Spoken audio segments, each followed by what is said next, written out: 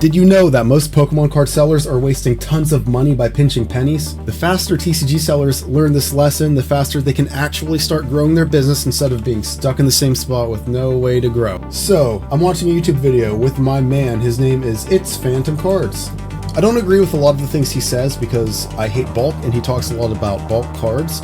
But here's something that he mentioned that I very much think everybody needs to learn about. So let's listen here. So much on making sure that you're making every possible penny. One of those things I hear a lot is business expenses and how much people focus on trying to make sure their business expenses are as small as possible. And they do it so much that they refuse to invest in the business more because they're so worried about keeping those business expenses low. One of those I've seen mentioned recently is the Roca Sifter.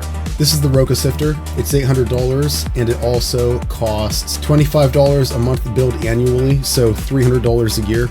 So if you want to buy this fancy piece of equipment for your TCG business and use it, it's going to be $1,100 to operate this for 1 year, right? The first year it's going to be $1,100. Every year after that, it's going to be $300. That's the way to look at these little business expenses.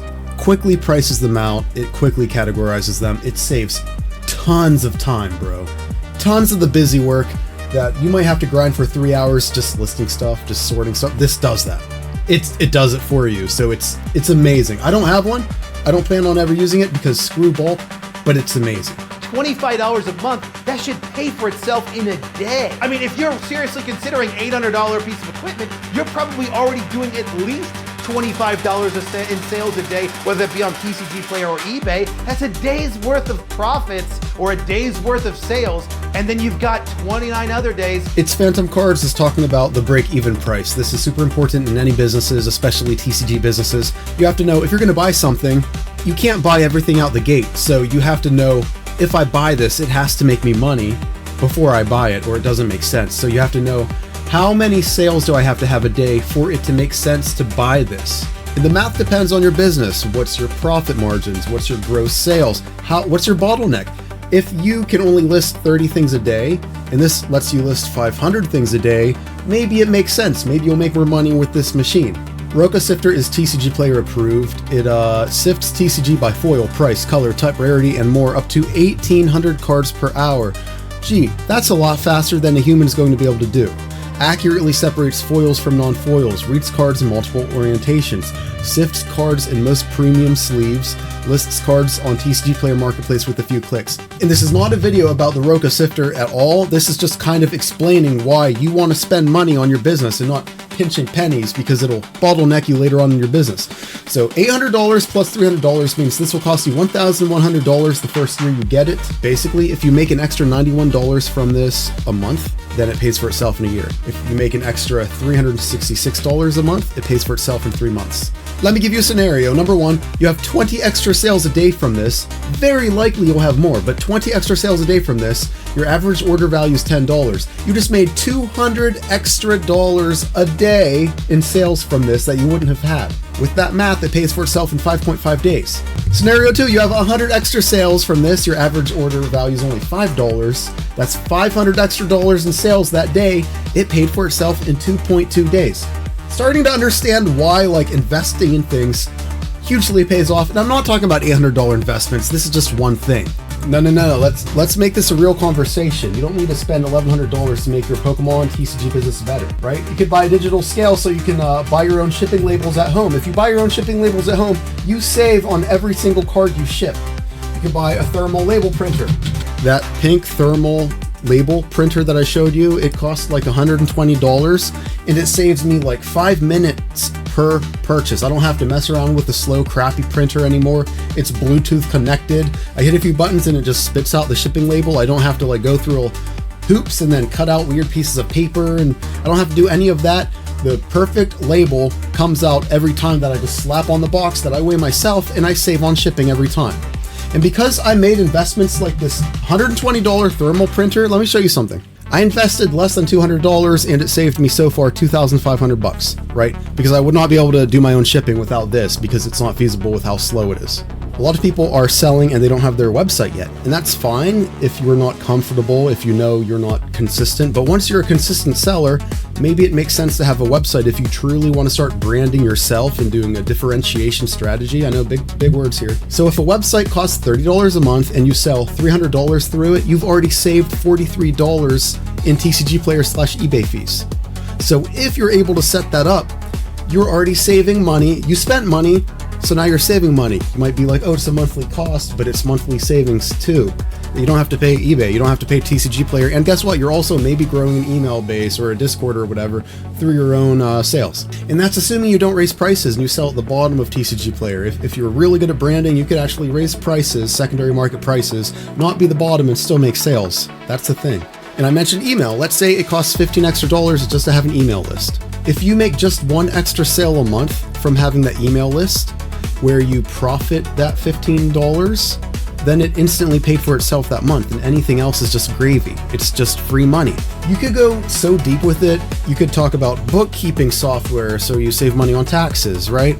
We can go even more basic than that. I bought these shelving units on sale from Walmart, right? Shelving units, pretty cool, right? I don't buy them to look fancy or to feel productive. I buy them because having stuff not in boxes on the floor, that literally saves me money. In business, and one of those things behind me is a business degree, there's something called a return on capital. And I'm not going to get into it, but basically everything you buy has a cost associated with it on two ends. How much money it costs and how much money it saves you. Maybe in terms of speed. Amazing how much faster this one-man business is just because of basic organization, because I spent a little bit of money here and there. But going back to the machine, it's like people will spend 6 hours a day sorting through bulk. 6 hours a day of their life. They're saying, well, I prefer to grind. I prefer the hustle mindset. Cool, but why don't you have a machine do all that crap work? And now you have the 6 hours a day to do higher leverage. I always talk about this higher leverage activities that moves the needle now instead of the same basic crap. The point is to be organized and to buy stuff that makes everything faster, so that now that will never be a reason why you're not getting stuff done. It's not, I just ran out of time. It's never, I ran out of time. It's more, I ran out of stuff to sell. We want to be there because that problem can be solved. You running out of time, that's a huge bottleneck where we don't know if you can get time. We don't know what your life is like. You might be busy. You can't just hire employees if you're a small business. You got to get your time back so you can be effective, man. Half of the grinding that Pokemon card sellers brag about, the grind, I'm getting back in the grind, it's like self-inflicted, because I remember losing hours a week taping, like printing out papers and cutting them out and taping labels to boxes and taping over them, and it's just spending so much money on low leverage crap. And if you really want to get down to it, a lot of times we aren't buying these tools or whatever it is that makes us faster. We're not investing. We refuse to invest in our own business because we don't believe in it. We don't believe the return is there. But if getting time back doesn't create a return, there are deeper problems in your business that need addressed. At least that's what I believe. I'm not saying, oh, I need a website now because I watched a Happy Tiger Gaming video. I'm saying there's probably steps where you hit this point in sales or this point in consistency. Maybe it's time I buy something that gives me some time back so I can move on to the next step. There will be a time when you get bottlenecked from not having time, and that sucks. At the end of the day, one of my favorite words is leverage in business. Let's be awesome. Sling some cardboard. Let's be dope about it. Let's be TCG moguls here. Let's do it. The time for being a small fry is over.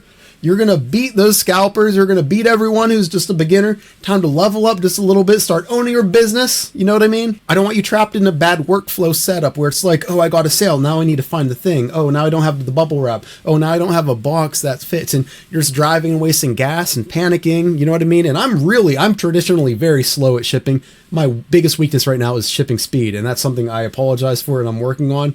But like these operations, like that's my bottleneck. That's what I'm improving to improve my business.